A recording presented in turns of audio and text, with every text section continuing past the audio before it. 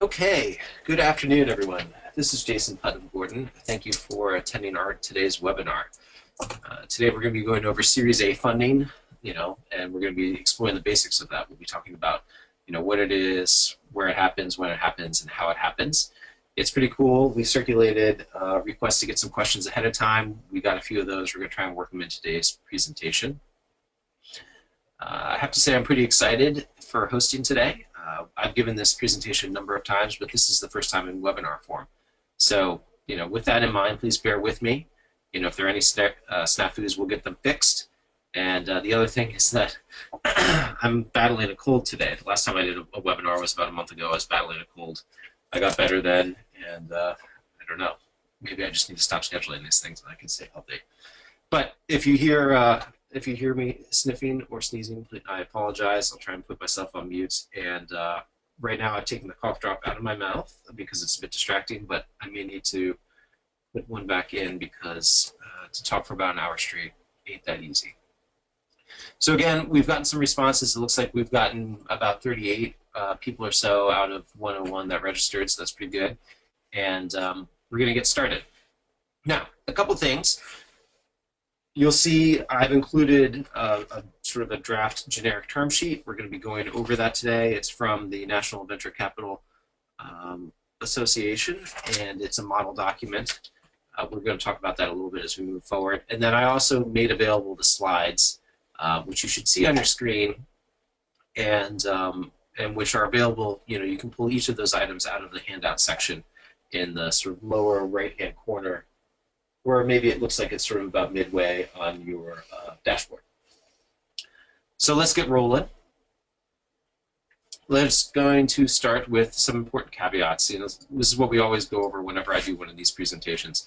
Today's discussion is going to be general information. It's not legal advice. We'll be discussing the basics of how things work. We'll be talking about issues and then rules and exceptions to those rules and exceptions to the exceptions, but we're not going to be able to get through all the scenarios to have this constitute actual legal advice for your particular situation. So even if you ask me a question, my off-the-cuff response is not going to be advice for you. It's just going to be some information of how we'd maybe address the issue. That being said, my goal is to be helpful for you, give you guys some concrete examples of how things happen and how we deal with things in the venture capital realm. So let's move along. I'm going to give you an outline or an overview of how we proceed on these things. I want to first start by going over our respective backgrounds. So I'm going to tell you a little bit about myself, tell you a little bit about my practice, what we do here at Putnam Gordon PC, why we like working with startups. I want to learn a little bit about you all, so maybe if you could respond in the question section, I'll try and follow along. But I got about 4 or 5 windows open and a handout in front of me, so multitasking to the max here, which is pretty cool. But I want to be able to sort of tailor this discussion to what it is that you all are interested in. So feel free to write questions. I'll try and answer them as we move through everything. If we don't get to them, there will be some time at the end. So first we'll start out with our backgrounds. We'll go through some basic fundamentals for startups. I think that's always very important to make sure that we're all on the same page. We'll talk about financing options generally. We'll talk a bit about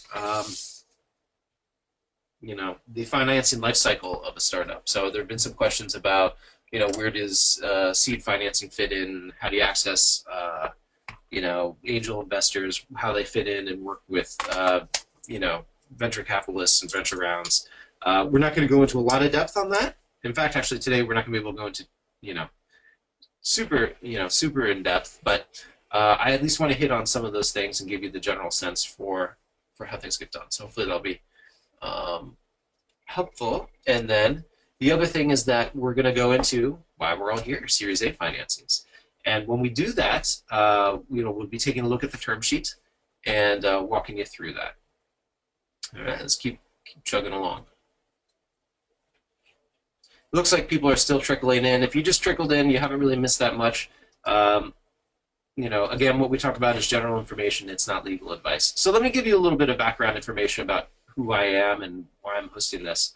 I've been practicing law for over 10 years now. I'm a corporate and securities attorney. I started my own firm almost exactly 5 years ago at this point. So I was with a really large technology-focused firm. Decided that wasn't a good fit for me. Wanted to be an entrepreneur myself. So I started my firm. There are two attorneys, and we have Alan, the admin, who is also listening in. And if you see questions from him, those are plants. You can kind of take them with a grain of salt.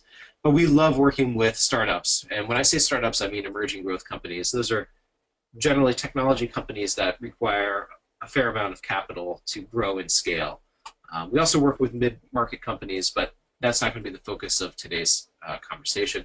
We're based here in San Francisco, but we work with clients throughout the world. In fact, I was just on a call earlier today with a client who's based in the UK. We've got clients, all over Europe, clients in Australia, and we love working with them. We're really lucky because the Bay Area is, the heart of Silicon Valley, and people come from all around the world to do business. We love working with entrepreneurs. We do that generally as outside counsel, in addition to the corporate securities work we do. So that means we frequently act as, sort of the legal gatekeeper. We help pick and identify issues and help get them resolved for you, either directly or through, attorneys who we know and have developed relationships with over the years. And I'd like to always give a fun fact. In my spare time, I like to skydive. I've got over 1,200 jumps. We got second place this year at Nationals in October.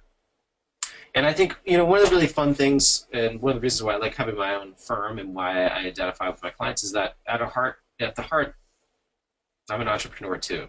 What I do day in and day out is basically identify people's needs, albeit legal needs, and then work to fulfill those needs, either directly or placing them in contact with other folks who are well positioned to help them out, and to do it efficiently and cost effectively.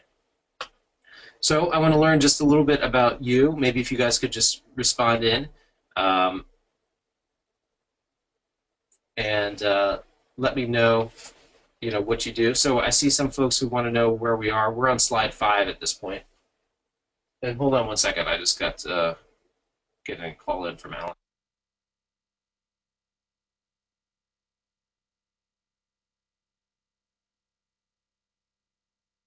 Okay, Alan says that for some reason, the screen that I'm sharing is not working. So I'm going to stop showing the screen and restart it and see whether or not we can get that working.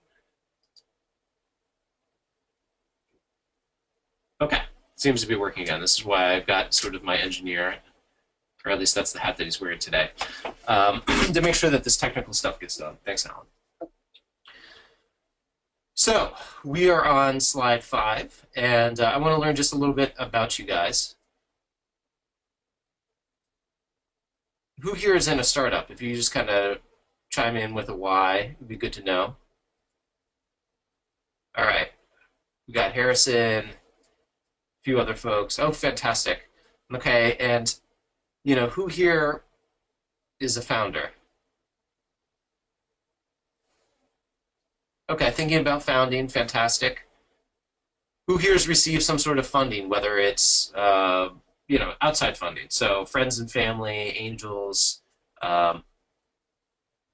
maybe you've done a Series A round. We got some folks with some seed funding.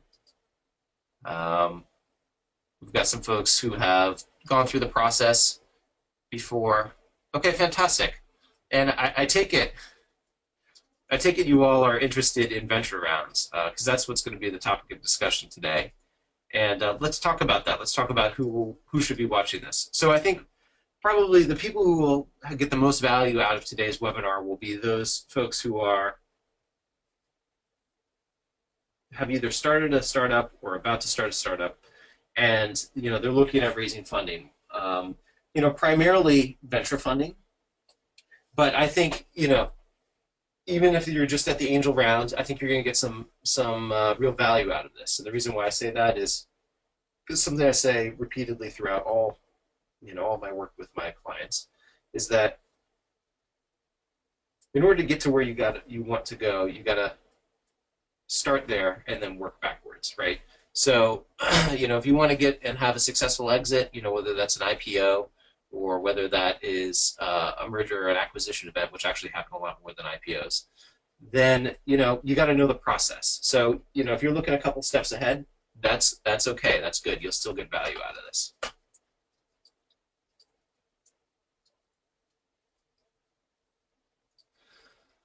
So we're just going to touch on just some really high-level fundamentals. And, you know, I think I started earlier by talking about what this is geared towards. Okay, we're talking about emerging growth companies. We're talking about generally technology companies that require a fair amount of capital. When I say that, we're talking in the millions of dollars range. And the reason for that is that that's what's necessary for them to build out their technology, build out their teams, whether they're sales teams, technical teams, to go to market and be able to capitalize on either a new market or refine an existing one. So two examples I always like to give sort of is, take Uber, for example. They identified more or less kind of like a new market, i.e. Ride sharing, or, they may not have been exactly the first, but they're certainly the first to really get some traction. Versus Google. Google wasn't the first search engine, but, Yahoo was around. But they came up with a better mousetrap as it comes to search engines. So that's who we're talking about. We're not talking about companies that are only going to require, $500 or $1 million or $2 million to grow and scale. We work with those companies. We love them too. Sometimes they have special niches that allow them to be quite lucrative. But we're talking about folks who are going to need to raise institutional capital from venture investors. So let's kind of roll on. So entity formation. Okay, typically in this situation, and again, this is not legal advice, it's general information, but what we see is a Delaware C Corp. There are some reasons for that. I won't get too into depth on them, but they involve, Delaware has generally a better, has a few things. It has a better Secretary of State's office for processing documents. It has better case law, more protection for directors and officers. And it also, getting into just the Delaware corporate statutory law, it makes it easier to do business there. Some of the other fundamental concerns are who gets what with regard to the founders, and what happens if somebody leaves. Typically, we see vesting in place. We'll talk a little bit about that later, but that's with founders. And so basically that's so that if one founder leaves early, they won't be walking out with a huge chunk of the company. And then some of the other things that come up is, what protections is it possible to get in place against later investors? So where does this come up? Well, founders will come to me and they'll say, well, look, I know these VCs, man, they're sharks. And what I want to do is I want to be able to get into place, an exploding voting rights agreement so that, I could never be ousted out. And I say, and I can totally understand, and I think that's a legitimate concern. The issue that comes up with that, though, is that usually the investors are putting in a fair amount of capital, and if they are going to do that, they're going to want to have some say. And so unless you are have demonstrated a very high level of success and your company is a super hot investment, the investors are going to want you to cut that out. So, sort of typically when we would actually see those things be put in place is later on before the company goes public, not necessarily at the outset. And if you put those in early, you're potentially wasting your time and money because you're going to have to get them cut out. And we can talk about that a little bit later. Bear with me one second. Again, I have a cold, so let me just take a drink of water and I'll pop back in a second.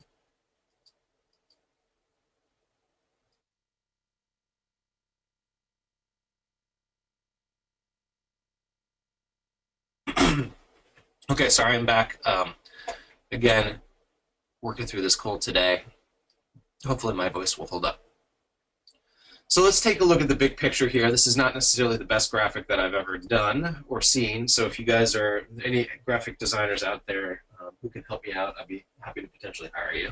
But the big picture is, you've got this company and you're putting inputs into it. Okay, you're putting capital, which will come from your investors, and tangible assets like your ideas, and then ideas and other IP. And then you'll have services, right? There are going to be technicians. These may be the folks who are doing the actual coding. There'll be sales and marketing folks. There'll be, legal teams and other folks who are all contributing. And what you want is you want all of their work to end up in the company so that the company can grow over time and, the company's value grows over time. Now, we're going to be focused on financings today, so let's just kind of take a quick look at the, um, sort of what the options are, and we'll kind of walk you through, because these are really common questions that we get when people are considering an angel versus a venture round. So the way that it typically works for emerging growth companies, right, they've got this Delaware C Corp set up. Maybe they've got a couple ideas, maybe they're starting to do some prototypes, it's just a founder, maybe two founders. There's kind of a life cycle here. And I'm actually going to jump ahead 2 slides to come back, because I think this will actually be more helpful. The initial round of funding comes in sort of at the angel level, right? And it's typically called seed capital. So seed capital is basically the capital that is out there that gives you the initial team. It gets the initial team in place, so that team can develop the initial strategy, do some market research, get a business plan, maybe do a beta. That's what those ideas. That's where the sort of seed capital comes in. The venture rounds are a little bit beyond that. Okay, so seed capital is typically a few $100,000 to $1 million or $2 million, and it's kind of interesting because the amounts of capital that are necessary to be raised and the way the mechanisms by which we do it have changed over time. So initially, 10, 20 years ago, when you're building a technology company or even just a software company, you had to go out there and you had to put together your own server farm, and that cost millions of dollars, right? But now everybody, Amazon, Microsoft, other folks allow you to, put your, SaaS product in the cloud, and you can scale on their hardware, which is fantastic. So that means basically a few things. It means that companies sometimes don't need to raise nearly as much money, at least to get to market. And then the other thing, kind of along those lines, you don't necessarily need to have the venture investors in right away. And then the other thing too is sometimes you don't need to get venture capital investment. That's kind of a running theme throughout this discussion is, being strategic about who it is that you're raising money from, and how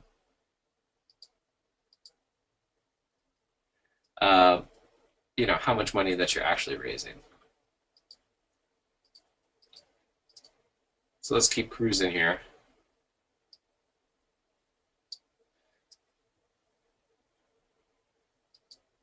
So, you're raising about $1 million or so. You're looking at sort of convertible debt, convertible equity. There's some questions that came in on that. You're raising between $1 million, $2 million, or $3 million. You're looking more at Series C, which is kind of like a Series A light, not really the topic of today's discussion, but certainly worth noting.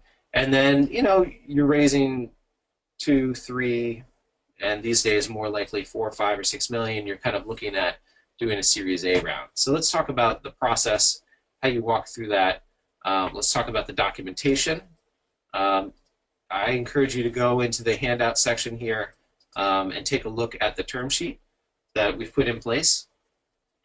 This is, again, just a form term sheet from the National Venture Capital Association. It's not a company-friendly document, so most of these terms are investor-friendly, but it provides a good guide for us to walk through. And so what we're going to do is we're going to walk through that as we're talking about the documentation. But let's talk about the process, okay? So, you formed an entity, you've built out a prototype, you've done maybe some seed stage fundraising from friends and family and or initial investors. How is it that you come across or you want to do a Series A round?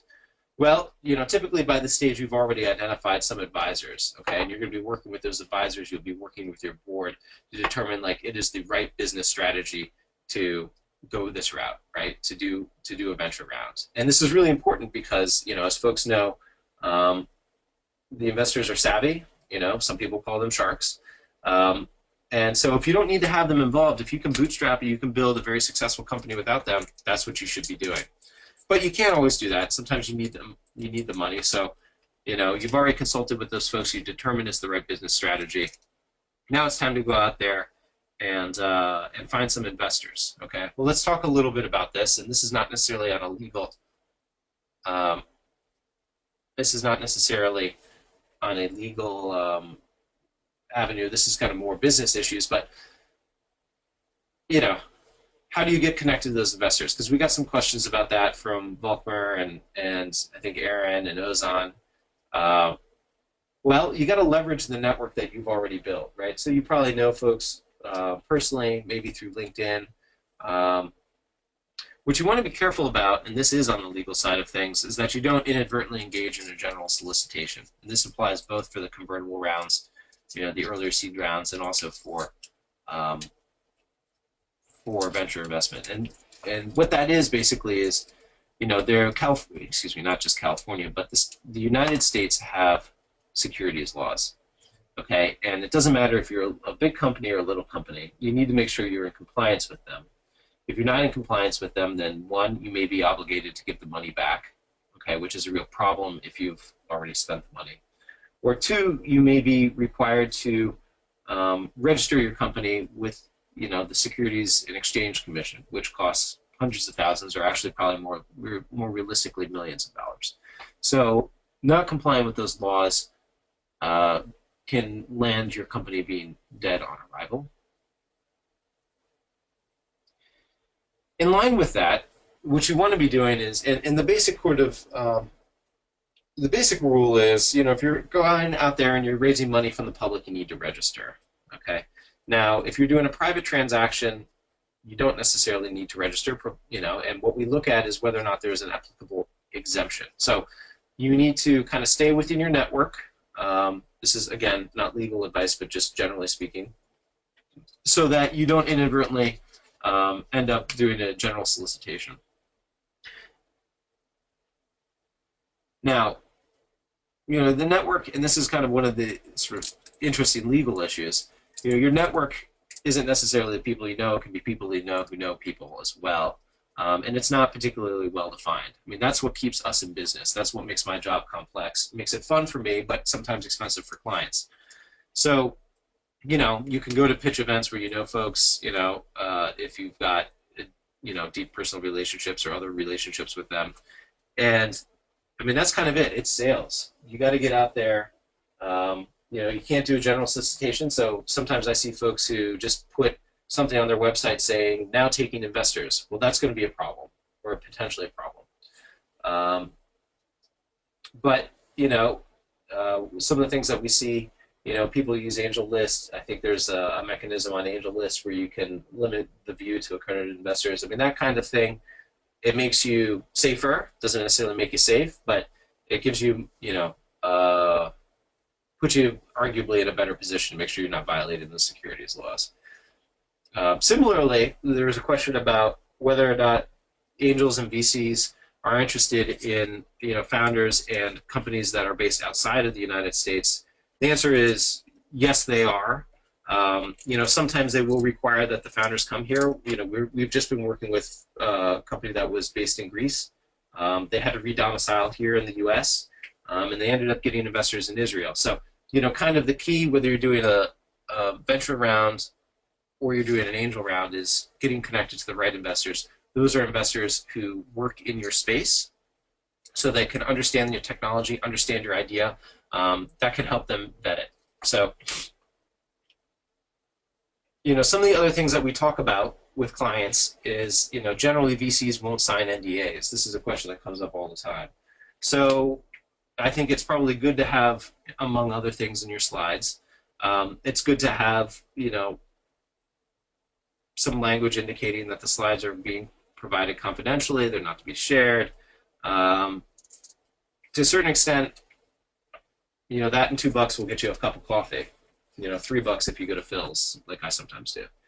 So you need to be cognizant when you're giving these folks information, especially early on, that they've got portfolio clients. I mean, their job, right, is to make these investments and get, a 10x return on it over a period of 5 to 10 years. And understand that they may have other clients, or excuse me, other portfolio companies that do what you do, and really they are kind of interested in knowing what the competitive landscape is. So, You got to share some information with them, obviously, because you want to entice them, but you may not, and it may not be prudent to, kind of give away the secret sauce, at least very early on. And you'll see as we kind of walk through the docs that, there are some confidentiality provisions and other things that come up a bit later on. But, we're talking about as you're going out and putting together a pitch deck. Now, another sort of businessy thing, which is kind of important to keep in mind is, if you have the opportunity to pitch before the top VCs, you may not want to go there first. You may want to polish your pitch in front of somebody else or another group of investors, because there are a couple things.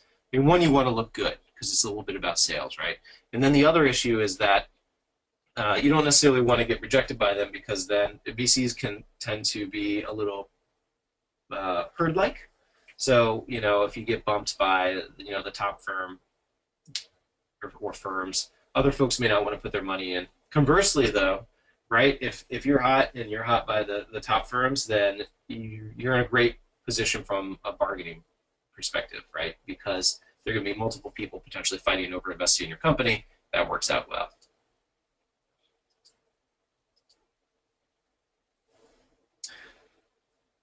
Okay, we're getting a fair amount of questions in, and I'm going to just keep plugging along, and then we'll save some time at the end. So I got a real quick question about why a pitch event does not violate the securities laws, and the answer is it depends on the pitch event. Okay, there's been some guidance recently by the SEC in the last year or two that basically, if it's put together by a network of individuals, and they're bringing in folks who they already know and have a relationship with, and they're only accredited folks there, that's probably not going to be a violation. So the answer is some pitch events may violate it. Okay, if you got some unsavvy, unscrupulous person who's just sort of like hosting these things, they don't really know anybody, they're posting in, let's say, the Wall Street Journal, come down and invest in startups. Okay, that's probably going to be a violation of securities laws. If it's put on by a venture capital firm and they're bringing in their investors or other folks who they've already had relationships with and they know you, it's probably safe, especially if those folks are only accredited investors. Let's keep plugging and chugging because we've got a fair amount of ground to cover. So we got this term sheet here, which we're going to walk through, and I've broken it up. There are about 5 or 6 documents that get put together total, right? You got the term sheet, you've got the charter, which is the amended and restated certificate of incorporation. You've got the preferred stock purchase agreement. You got investor rights agreements, voting agreements, rights of first refusal. Our next slides basically walk through the term sheet and kind of follow along, and we're going to talk about that stuff. So let's talk about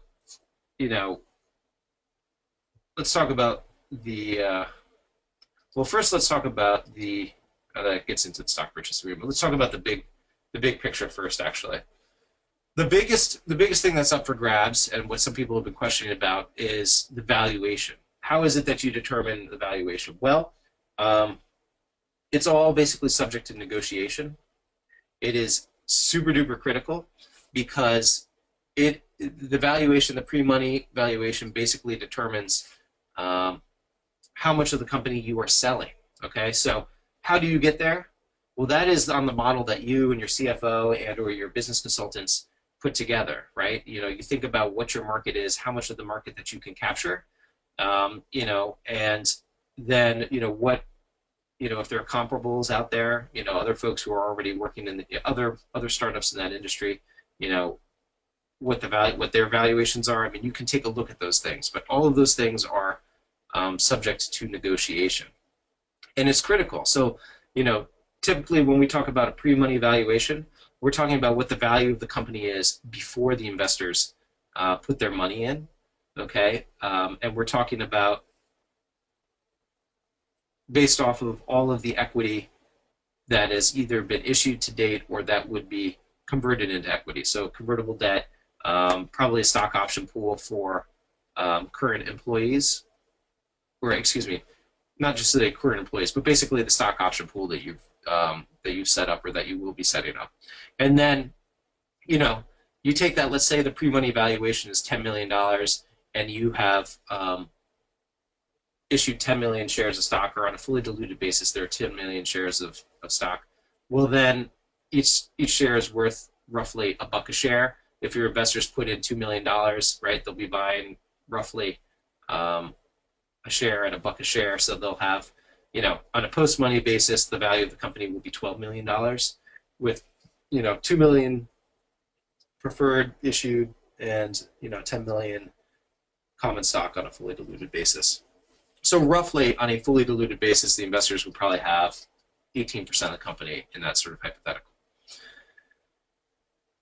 So let's just move back for a second and talk about what gets into the charter. If you're following along here, you'll see that that is sort of the first thing that's up for grabs. We talk about dividends. Okay, there are a couple different types of dividends. All of the items that we talk about today are what gets negotiated in the term sheet, and they're things that you should work with your counsel on, and maybe your other folks who are on your board, so that you get them ironed out well. But we're just going to name them and briefly explain them, and then move on. So dividends, everyone's probably familiar with stock paying dividends over time. Startups don't usually have dividends, but what you got to watch out for is whether or not the investors are pushing for cumulative dividends. So that means basically, even though those dividends have not been paid, they're still owed those dividends, each quarter. So if it's like 2% a quarter, let's just say, so that'd be like 8% a year. If and when dividends are paid, they would get paid all of those dividends first. So you can see how that would really drastically add up over time. The trend is not towards cumulative dividends, but sometimes they sneak in. Liquidation preferences. Okay, this governs what happens if you sell the company or the company goes under. Liquidation preferences, typically are 1x, so that means normally, between 1 and 2x or so, plus potentially the dividends that have accumulated if you have cumulative dividends. So what does that mean? That means basically you're negotiating over whether the investors get 1x, what they put in, so do they get their money back, or do they get like 2x? And then also whether or not it is participating or non-participating. So participating means that, let's say that the company, upon liquidation, is worth 5 times what the initial investment was by these investors. Do they get their money back, plus do they get to participate and get the money that they would have gotten if they had common stock? That's what we're talking about here. Anti-dilution protection. Okay, we're talking about down rounds. Okay, this is a hotly contested area. Basically this is about, if you sell stock to these investors at $1 a share today, but then something happens and the next time you raise money, you only do it at 50%, these guys don't want to get diluted. So, is there going to be a full ratchet? Or are you going to basically make it as if they had paid 50 cents, or will there be some sort of weighted average, which is more common, so that their shares are really, it would have been as if they had gotten, they had paid 75 cents a share instead of $1, basically giving them more shares.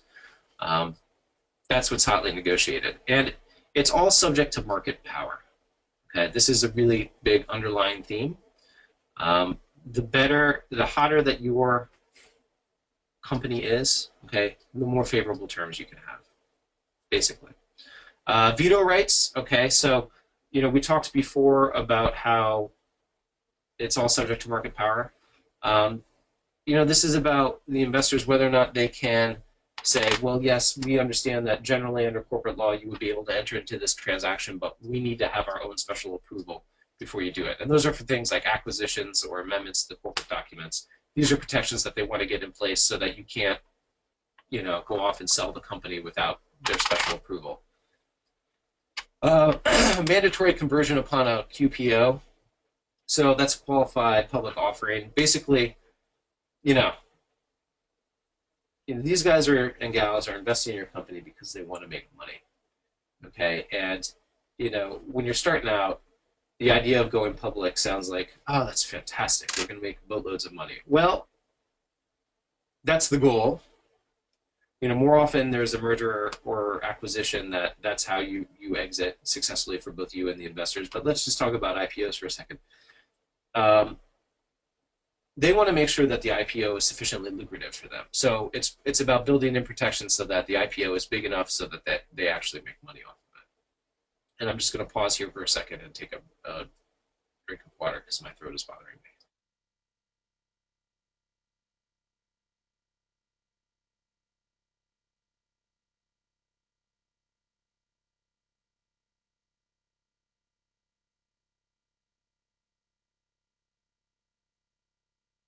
All right, rolling right along. Okay, we talked about valuation, reps and warranties. Okay, so we're talking about the stock purchase agreement here. This is one of the documents. This document is, the document that governs the sale of stock to the investors. So it covers things like that, the mechanics of the transaction, attorney's fees, which are big, which are negotiable. How much of the investors' attorney's fees is the company going to be covering? And you may say, wait a second here. We're just a poor startup. Why should we be covering the investors' fees? And I think that is a legitimate position to take, especially since we normally represent companies. But the reality of it is that most of this money comes out of the proceeds from the investment. So again, we see it, negotiated. It can easily be even to cover their fees because they're going to need to diligence the process. It could be $25,000 or $50,000, or you can negotiate it down. Just depends on how hot you are. And maybe some folks are on here, they're saying, whoa, whoa, whoa, how is that possible? We're just slapping together some documents. The way that this process works is, you start with your pre-term sheet diligence, right? You work with your investors, your current investors, your current advisors, determine it's right. Okay, you start negotiating a term sheet, and that's kind of what we're walking through today. But even after you get that term sheet signed, that ain't the deal. Okay, the deal involves a negotiation of all these other agreements, which we're talking about in diligence. And diligence can be quite time-consuming.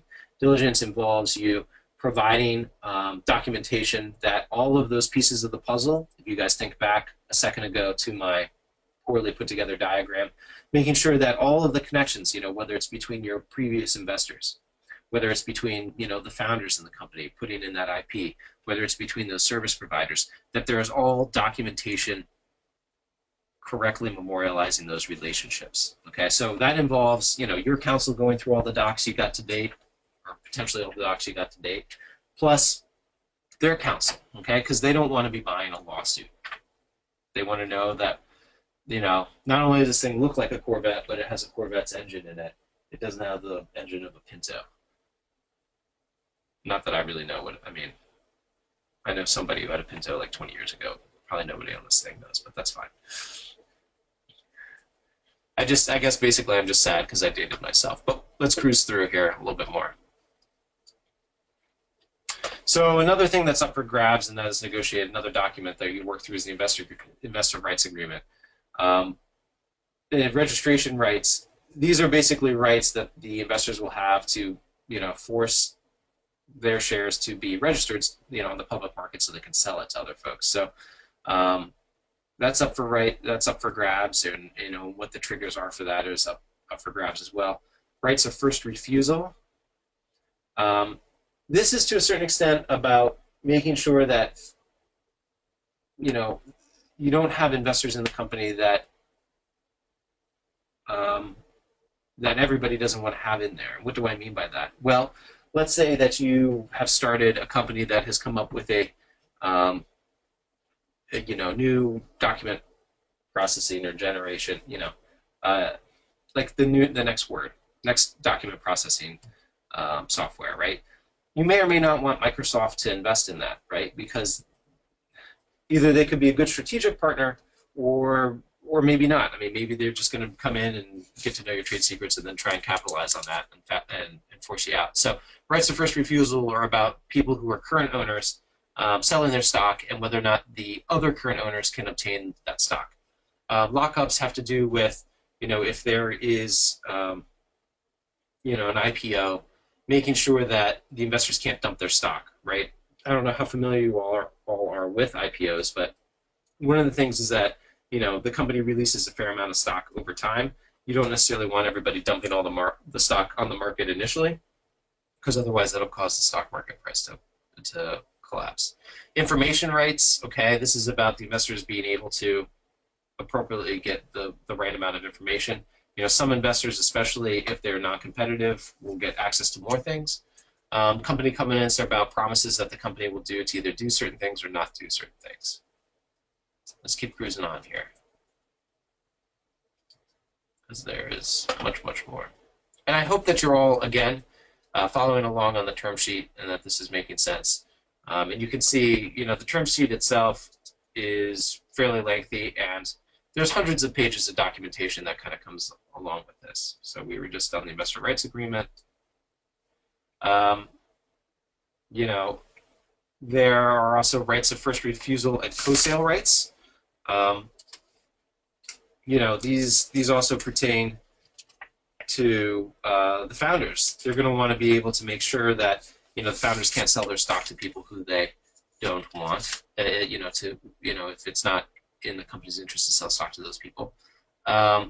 Co-sale rights are about rights that if I'm going to get to sell my shares of stock, under what circumstances would the other investor, Alan in this case, be able to sell his, so that you can both get what's called liquidity, that is cash for your stock, at the same time. One of the sort of pitfalls here is you want to make sure that you don't trigger these things if you're going to be doing some estate planning. So frequently there are carve-outs for this.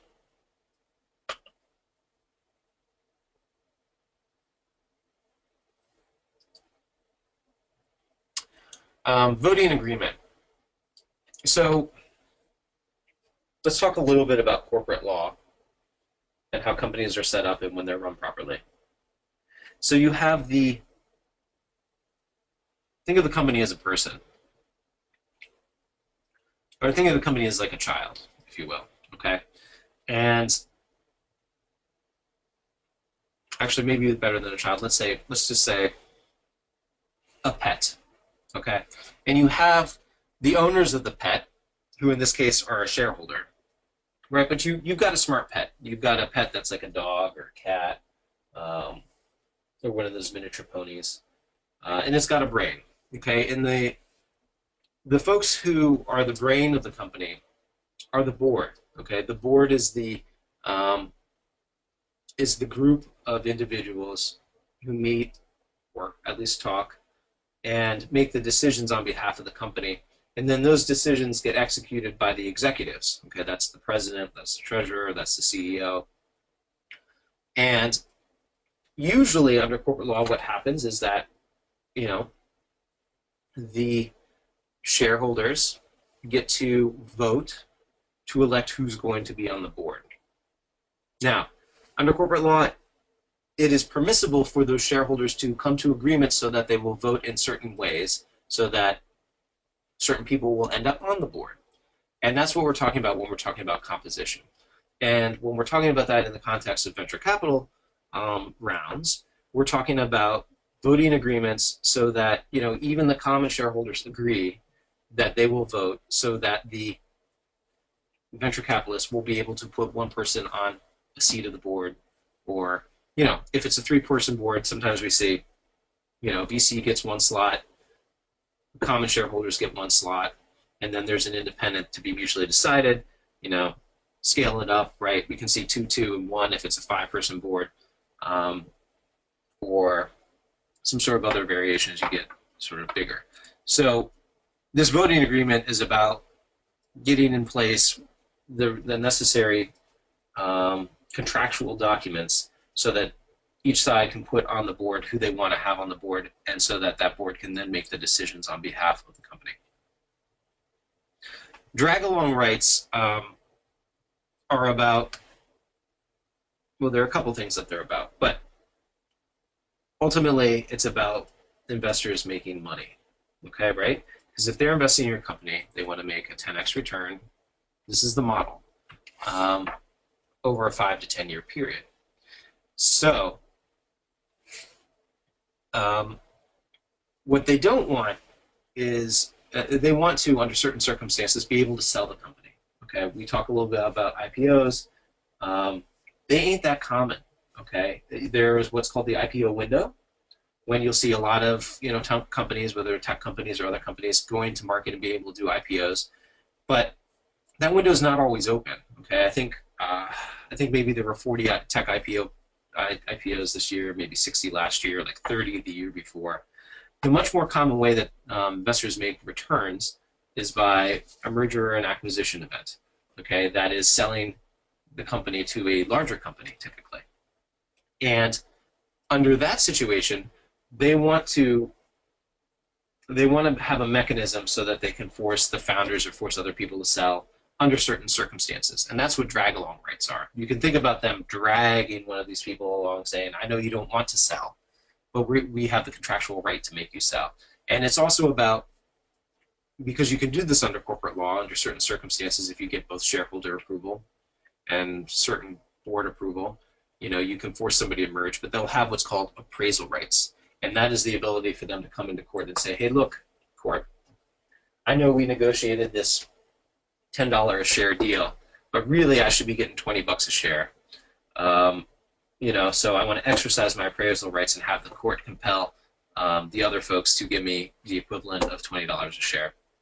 That's very expensive for a company to do. Very expensive for all the parties involved to go into litigation and get through that issue. So, if they're drag-along rights, they can contractually obligate you to give up your rights to get an appraisal. All right, let me just see if we... I love it. Somebody asked, how do you find an independent board member? And then also, would the independent board member practically run the company by playing the founder, investor, board members, all their company? Well, who you have on the board is so critical. And when I work with first-time entrepreneurs, we stress this. When we assist entrepreneurs with their exits, especially the first time around, some of we hear, oh man, if I had known better, I would have been much more strategic about who's on my board. It is hard. It is not easy. Typically you want somebody who's got experience in your industry, but is not necessarily competitive, because they can do many things for you. Okay, they can give you general market information that you're not going to have. Especially a lot of startup founders in the software space are fantastic, brilliant software engineers. They've never run a company. They've never sold a product before. They don't have the connections to open doors. So how do you find these people? Networking, okay? If you get the right investors, whether they are angel investors, typically we'll see, you want angel investors to kind of know and be in the space that you're in, because they're going to be more apt to invest, or at least determine whether or not it's a good deal. They may have connections too. So all those things kind of play into how do you get those independents on the board. How do you make sure they don't run the company? Well, I used to do litigation.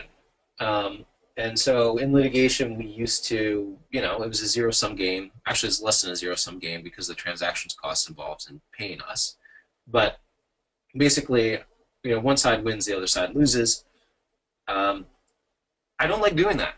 And that's why I like transactional law, because, in these situations, everybody's trying to come together to build something that's going to have more value so that everybody is winning. So yes, you're right. It could certainly devolve that the independent board member is the swing voter, but we just kind of don't generally see that culturally if you've been, selective in who you get on there. And the other thing too is if they're constantly playing one side against the other, well then, probably you and the VC are going to agree you need to vote them off. Let's plug along here. Oh, good. And we've kind of come to the end. So moving to kind of in the miscellaneous section, stuff that governs founders' stock. So let's talk about this, because this goes back to the running theme, which is the deal that you cut is really dependent on your bargaining power. Now, what the VCs are going to want to see is that the founders have stock vesting over time. similarly, they're not going to want to necessarily see you have exploding voting rights and other things that are going to give you tons and tons of protection. That said, you got a lot of market clout, you might be able to negotiate it. But what they're going to want to see is stock vesting over time. So, at the very outset, you got to get that stuff in place. And if you've already vested substantially, they may make you reset. Okay. Now, we often argue you shouldn't be reset back to zero, but maybe, so typically you see either a 3 or a 4 year vesting period with a 1 year cliff, i.e. you get nothing if you leave within the first year. We'll give you, sometimes we'll get credit for 6 or 12 months. All that stuff is going to be subject to negotiation, but you're going to see it in there. So, if you're working to try and have everything completely vested up front, it's highly unlikely you're going to be able to get anyone to invest in your company. They're going to make you restructure that. Kind of similarly, if you've cut too much of a sweetheart deal with your angel investors, if you've given them like a 70% discount on their convertible note, well, that's probably going to need to get renegotiated. And you may say, well, I have negotiated a contract, I can't do that. Well, one of the sort of beautiful things about law is you can come to an agreement, and then so long as everybody agrees to change that agreement, you can generally change it. So that's what they're going to be relying on there. The other thing that you're going to want to see is like a no shop clause. So that means, when you sign this term sheet, you can't go out there to another VC and try and get another deal. I mean, they know, getting back to the bargaining power situation, if you got 2 or 3 different firms, bidding to invest in your company, you can play one off of the other, and you can get a real sweet deal. So kind of once you've locked yourself up, you're not going to be able to shop, at least for a certain period of time. And you may get locked up even before you get the term sheet. It just sort of depends on what what you've negotiated with them. So let's move on, talk about some general pitfalls, and we'll take some questions because we're quickly rolling up on the end of the hour. Pitfalls: negotiating a term sheet by yourself. Okay, one of the biggest disasters that we come across is, especially when it comes to valuation, so many of our clients are brilliant and we love working with them. But they're, they've not done this before. So, they don't really understand the concept of how crucial valuation is, what that basically means, that's how much of your company you're getting away. And the bottom line is, whether you're working with a VC or you're working with an angel, you're working with humans, okay? So many of the concepts of psychology come up, talk about psychological anchor. If you've already said, well, I think my company is worth $4 million and I want $2 million from you. You've already given away, at the end, let's just say you do that deal, they'll have $2 million out of a company that's worth 6, right? So they'll have a third. Is that right? Maybe, maybe not. But once you kind of put those numbers out there, you're laying a psychological anchor, and it may be hard to move from that. Wrong investors, wrong board members. Again, you have to be super strategic about this, and that even goes from the very outset. Getting your board set up correctly. Let's say you have 3 founders. You may not want to put them all on the board. And I say that because, those board seats are very important. And at some point, you may need to take people off the board. And it is harder to take people off and have them be happy than to have never put them on. So, super important. But you want to make sure you get the right kinds of investors, both at the angel level and then at the VC level. The wrong counsel. You do not want to have an attorney who does not practice in this area. Okay, as you can probably just see from the term sheet, and once you've done this a bunch of times, it's not rocket science. Okay, but there are certain ways that things are done. There are certain terms that are kind of standard. You got to have somebody who knows what they're doing. Otherwise, it's going to cost you a fortune. Poor documentation. This goes back to what we were talking about in terms of the diligence process, right? We were talking about how there's sort of pre-term sheet work. You get that term sheet hashed out, then you go into the diligence phase / negotiating these agreements. If you've got poor documentation, that say you've been bootstrapping, and I totally get this, you may have tens of thousands of dollars of legal cleanup to do. Okay, that is, you were cutting licenses with certain people. Those really weren't the right things, or they didn't get properly memorialized. You didn't have agreements in place with your contractors or your employees. Let's say you use third-party software in your code. There can be a lot of stuff that comes out that you got to get cleaned up. Again, securities laws issues too, and making sure they get handled properly. You don't want to be out there doing general solicitations. Again, it's one of those things where there is some guidance on what's appropriate, what's inappropriate, and then there's sort of the whole gray area in terms of whether or not it's gonna fly. It's kind of hard to tell. But you gotta be careful, and you gotta work with counsel on that. One of the really cool things is that in the last couple of years with the passage of the Jobs Act, there is now actually a mechanism to do certain there are certain circumstances under which you could do a general solicitation, but we're not going to be able to get into those today. So that's kind of it. I know that there were some questions and comments. I'm going to stay on for about the next 10 minutes or so, and if you've written a question or comment, write it again. And I'm gonna start to try and hit as many as I can. And it looks like there's one person who's posing quite a number, which is cool.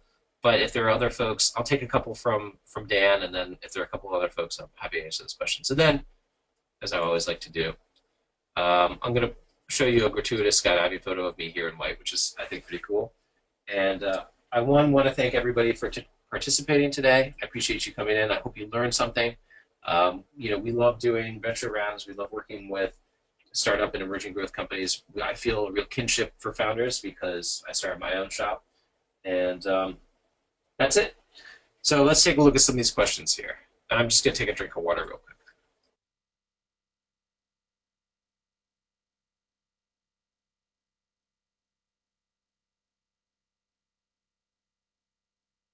Okay, so I think we're still on here. Do you recommend going around and interviewing a law firm to find out which is the right lawyer for you? Sure, why not? I mean, I think that works. When is the right time to start looking for a lawyer? So what do we do, or what I recommend is, right? I like to do things properly. I like to see my clients do things properly. I understand they have tension with financial resources, but to avoid a lot of the startup killing issues, once you start working with another person and it looks like you're going to be moving forward and you've gotten off of the whiteboard stage, I think it's time to get a lawyer and get things properly incorporated. The reason for that is that you don't want to inadvertently be generating joint IP in what would be called a general partnership, because it's not really clear who owns the IP, and if there's a falling out, they may very well be able to go out and use it without you, or trying to do the enforcement of that mechanism. Well, let me take a step back. Arguably under patents, they'd be able to use all their patent stuff independent of you. If it's a copyright issue, they may have to pay you royalties. But bottom line is, it's a real nightmare. So going back to my diagram, you want to be fitting all of those inputs into the company bucket right at the outset. So I would say once you start working with somebody and you get off of the whiteboard, that's when we start talking about incorporation. The other issue, then there are also tax issues that come up. If you've got valuable IP and you haven't started a corporation, then you start a C Corp and you start assigning it, there can be some negative tax consequences that are associated with that. How should you calculate a draft of valuation before you meet the VCs? So I think that falls into the realm of working with your financial advisors, whether that's a CFO, you got an outside CFO. Sometimes you can go and you can work with some guys and gals who are other financial advisors for startups, bankers, those types of folks. But working with them to figure out how valuable is the company right now? What is the present value of the company? Is it going to grow to $100 million in 5 years? And how likely is it for me to get there? They can work on that, and they can help you determine, even though the company is going to be worth $10 million in 5 years, you know, its present value is going to be worth, did I say 100 million in 5 years? 100 million in 5 years is worth 10 million today, or something along those lines. So, bottom line is, you know, there are a few ways that they do this. Okay, this is not what I do, but you know, they take a look at comparables. Okay, they take a look, you know, if you Google, they take a look at Yahoo's who was out there at the time, or Ask Jeeves, or all these other things. You know, that's what they do. You know, they take a look at the market opportunities, right? You know, if you're kind of in a new area, and this is sort of one of the harder things to do, but you know, let's say you're the first social network. You know, what is the value of a user? How many users can you get? I mean, it is definitely more art than science, but that's what these people do. And then building a well-articulated case for why the company should be valued at X, that's what you should be doing, and that's what those people should be helping you with. And then you got to make your case. And you know, there's not like, you know, that's one of the things is it's not like there's a standard of weights and measures where you can like take a company and they're like, yes, I bless you, and you are worth $100 million. It's all subject to negotiation. So the better you can make your case, the more you can bring in your advisors to help you make that case and put together a rational, cogent argument. That's what you need to be doing.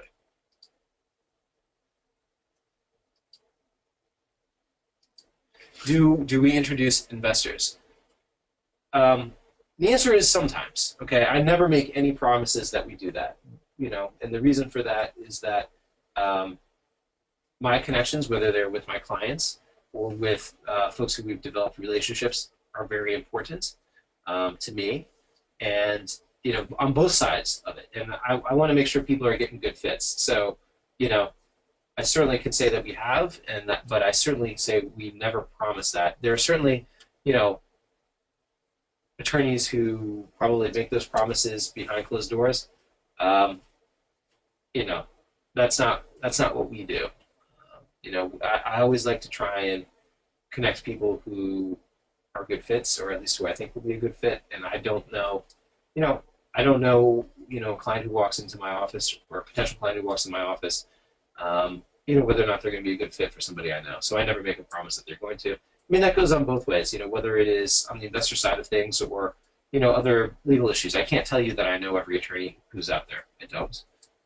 You know, we work hard to try and connect our clients to the people who can help them grow their businesses, but you know, we certainly don't know anybody, but we certainly work really hard to try and support our clients.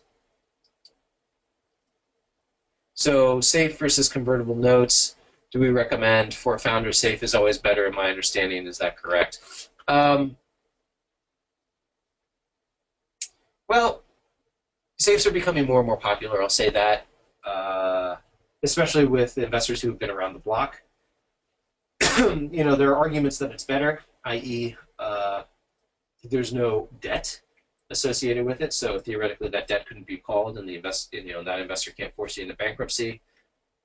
You know, some of the downsides are, and this is kind of beyond the scope of our conversation today, but some of the downsides include that some of these things, whether they're available by Y Combinator or 500 startups, like the, you know, I think the KISS convertible note or whatever, there are some things that are important, and they involve potentially the ability to have the terms of the notes amended by simply a majority of the outstanding note holders. And when I say that, I mean, rather than having to go to each note holder, you may want to be able to just get sign off by the majority. So for example, if you've issued $1 million in notes, you just need to get 501,000 worth of notes to sign off on it. The reason for that goes back to what we were talking about earlier, bargaining power. You know, if you cut too sweet a deal with your seed investors, you may need to recut that deal. So not all of those instruments like safes and kisses and stuff have that built in there.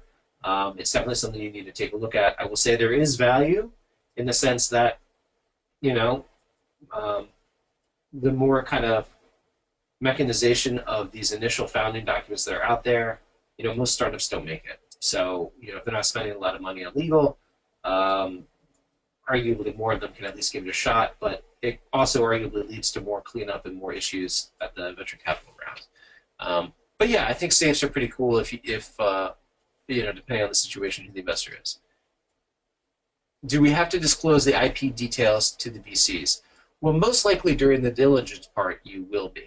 They're going to want to vet your IP.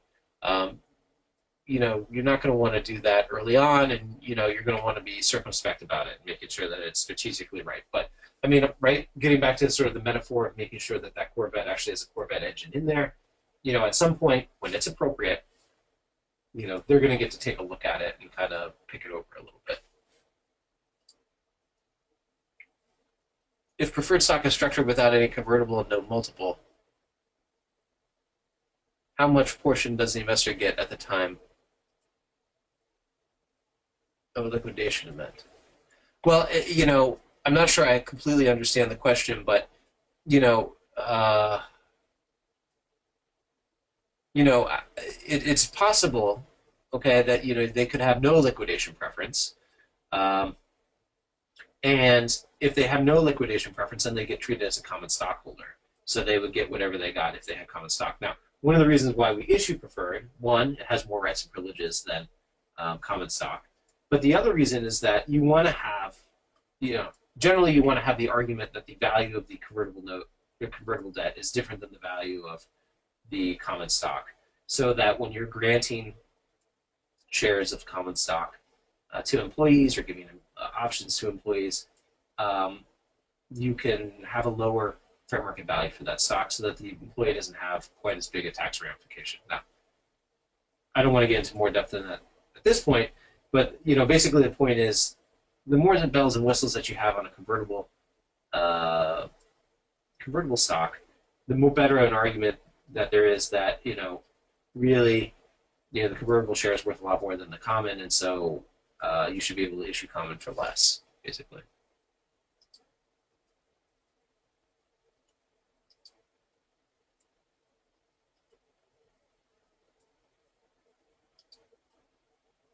So I've gotten some positive feedback. That's fantastic. I'm happy to chat with folks. You can send me an email, and we'll get you scheduled. I have a few times they're coming up, but I'm also doing a little bit of traveling, so it might be a little bit of time. Unless there's a super urgent thing, like you have a term sheet or something that just land on your desk. But happy to chat with folks. And my assistant can help schedule that.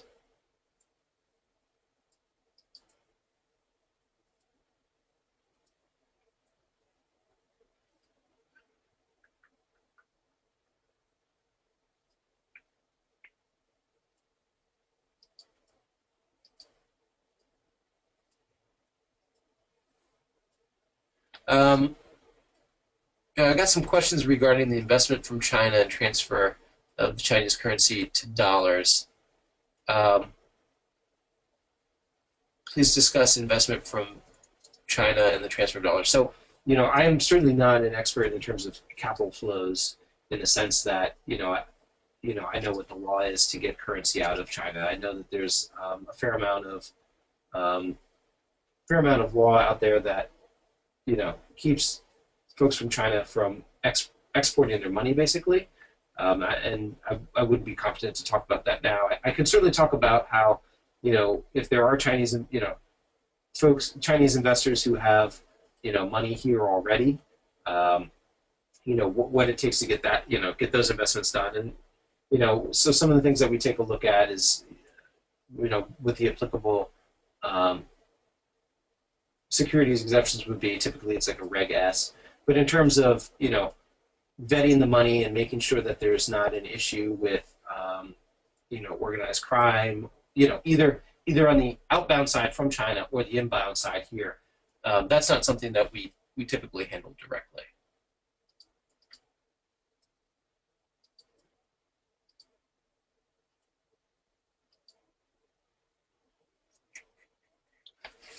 We don't typically, I can't say that I've handled with Department of Energy grants. Most of the work that we do is non-government related, but I'd be happy to chat about that if, if you think that we might be a fit. So I think with that in mind, I think I've answered all of the questions and folks have dropped out. So I want to thank you all once again for attending. I hope that you've learned something. I hope it's been helpful, and have a great afternoon. Take care. Bye-bye.